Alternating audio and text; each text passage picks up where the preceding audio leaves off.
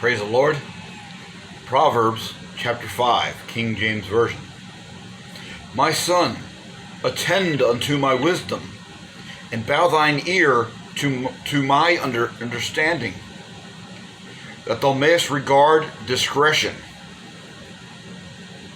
and that thy lips may keep knowledge. For the lips of a strange woman drop as an honeycomb, and her mouth is smoother than oil. But her end is bitter as wormwood, sharp as a two-edged sword. Her feet go down to death. Her steps take hold on hell. Lest thou shouldest ponder the path of life, her ways are movable, that thou canst not know them. Hear me now, therefore, O ye children, and depart not from the words of my mouth. Remove thy way far from her, and come not nigh the door of her house. Lest thine give thine honor unto others, and thy years unto the cruel. Lest strangers be filled with thy wealth, and thy labors be in the house of a stranger.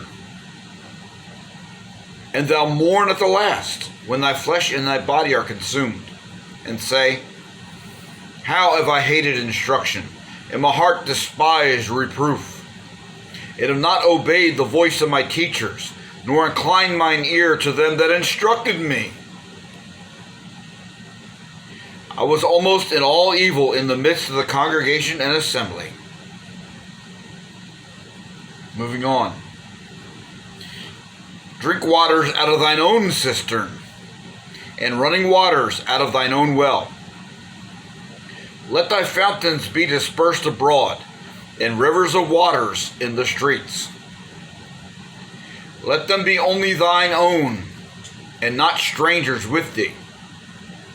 Let thy fountain be blessed, and rejoice with the wife of thy youth. Let her be as the loving hind and pleasant roe. Let her breast satisfy thee at all times, and be thou ravished always with her love.